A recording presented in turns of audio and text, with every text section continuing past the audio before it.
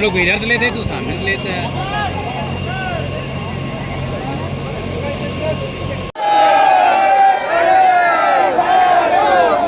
आपकी बार आपकी बार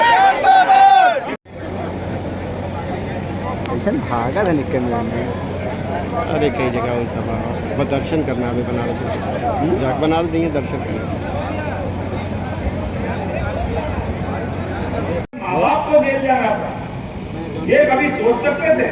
और एक भाई नहीं, 1 2 3 4 भगवान के पैदा होने के पहले उनके लगातार भाई बहनों को उनकी माता पिता के सामने मारने का दुष्कृत्य उस समय भी हुआ।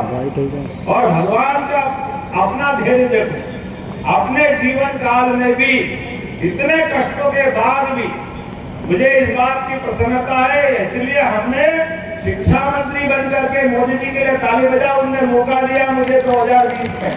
मैं मुख्यमंत्री के पहले शिक्षा मंत्री था। आप बताइए, भगवान कृष्ण के जीवन में जिस बच्चे का जन्म जेल में हो, कितना कष्ट होगा भगवान को। और जिन बच्चे को, नए बच्चा जो नवजात होता है, उसको तो हवा भी नहीं लग जाए, माँ बाप इतनी चिंता करते, माताएं बैठी होगी, लेकिन जिनको उफनती नदी जमुना जी से निकालना पड़ा। और ऐसे जीवन में कष्ट सहन करते करते भी भगवान ने जो हमको मार्ग दिखाया कि चाहे दुनिया में दुश्मन कितना ही बड़ा क्यों न हो, अन्यायी कितना बड़ा भी क्यों न हो, उसको मारने का साहस चाहिए। इसलिए कंस को उसके घर में घुस के मारने का अगर इतिहास बनाया तो हमारे गोपाल कृष्ण ने बनाया, इस बात का एहसास कराते हुए। और उससे बड़ा रिकॉर्ड उससे भी बनाया। आप सब भी याद रखना इस बात को, जीवन में शिक्षा सबसे ज्यादा महत्व रखती है। भगवान कृष्ण ने कंस को तो मारा, लेकिन मारने के बाद दुनिया का ये उदाहरण बना है कि भगवान ने कंस के मारने के बाद सत्ता नहीं संभाली, कुर्सी नहीं संभाली। उन्होंने कुर्सी को लात मारते हुए उज्जैन में वो शिक्षा ग्रहण करने गए। शिक्षा का महत्व क्या है, कि भगवान ने 5000 साल पहले बताया। और शिक्षा भी कैसी, 14 विद्या, 64 कला, 18 पुराण, आपको चारों वेद, जितने प्रकार के सुशिक्षित विद्यार्थी हो सकते हैं, दुनिया का रिकॉर्ड है। भगवान कृष्ण के बराबर किसी की शिक्षा नहीं हुई। और उससे बड़ा भी उदाहरण कि शिक्षा आर्थिक रूप से भी इस देश को ऐसा सक्षम बनाया कि इस देश के अंदर आर्थिक रूप से जितने प्रकार के विकास के काम चल रहे हैं, अब ये कांग्रेस के लोग आते हैं, दूसरी पार्टी के भी आते हैं, एक भी ये नहीं कह सकता कि ये 75 हवाई अड्डे बने कैसे। आपकी सरकार के 60 साल और आपने कितने हवाई अड्डे बनाए, ये नहीं बना सकते। मोबाइल इंडस्ट्री में भारत दूसरे नंबर के स्थान पे पहुंचा है।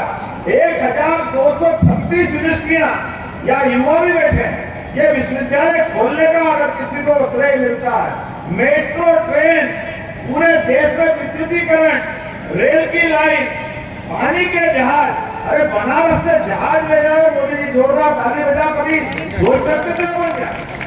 और हम तो जिनकी जय जयकार करते हैं, अपनी सबकी छाती 56 इंच की तब हो गई जब कोई विदेश का मेहमान आया। और अभी तक तो ताजमहल और क्या क्या भेंट करते थे। हमको लगा कि पहली बार पवित्र गीता अब अमेरिका के राष्ट्रपति को मोदी जी के हाथ से लेकर के ये पूरा देश का मान बढ़ाया, सम्मान बढ़ाया।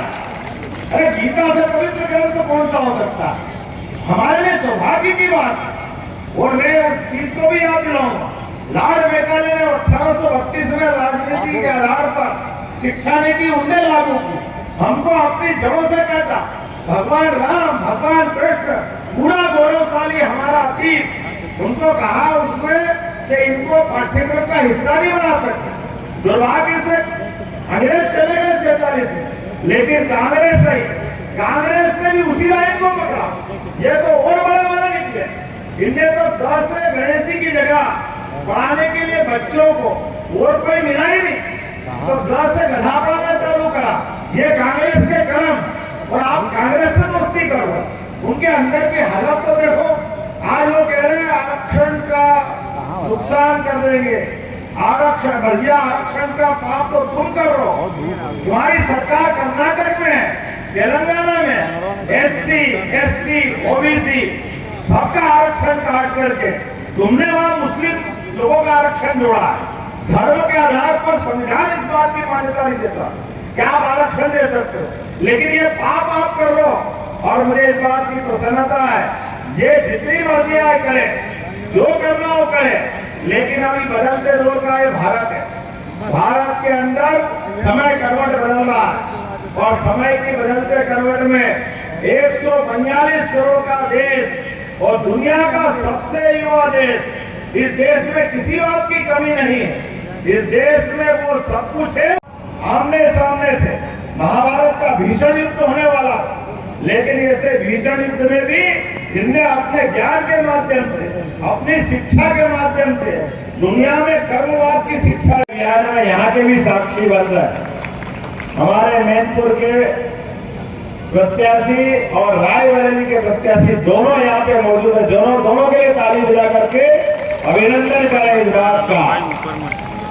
ये फिजाएं बता रही है, मौसम बता रहा है, हवा किधर जा रही है। दुश्मनों की छाती धक धक धक हवा निकलती जा रही है। जैसे हमको मालूम है, माता का सीता का अपहरण तो कर लिया रावण ने, लेकिन जैसे जाने अनजाने कोई सांप के बिल में हाथ डाल लेता और उसको मालूम पड़ता कि मैं किस चक्कर में पड़ गया। अभी का चुनाव भी थोड़ा थोड़ा ऐसे ही एहसास करा रहा है। कोई आगे दौड़ रहा, कोई पीछे दौड़ रहा, किसी को समझ ही नहीं पड़ रही है।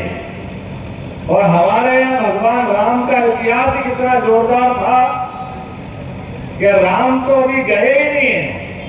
अभी तो राम भक्त ने हनुमान छलांग लगा के समुद्र पार कर रिकॉर्ड बनाया।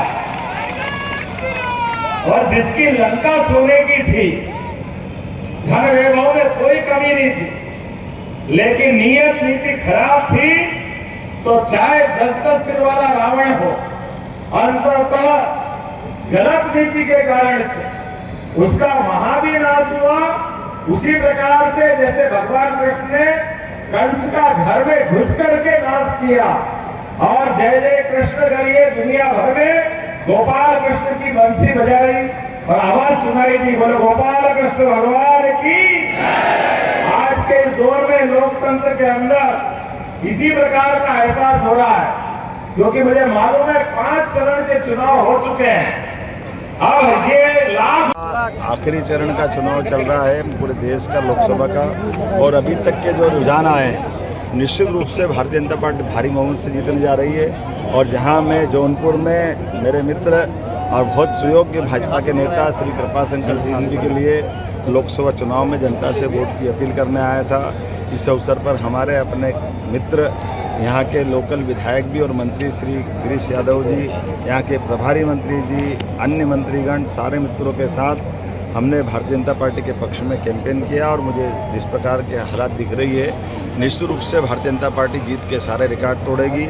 यशस्वी मुख्यमंत्री श्रीमान योगी जी के नेतृत्व में और देश में मोदी जी के नेतृत्व में पूरे प्रदेश में और पूरे देश में हवा चल रही है। भारतीय जनता पार्टी भारी बहुमत से जीत रही। बहुत बहुत धन्यवाद। अखिलेश यादव कह रहे हैं कि 79 सीट आ रही है।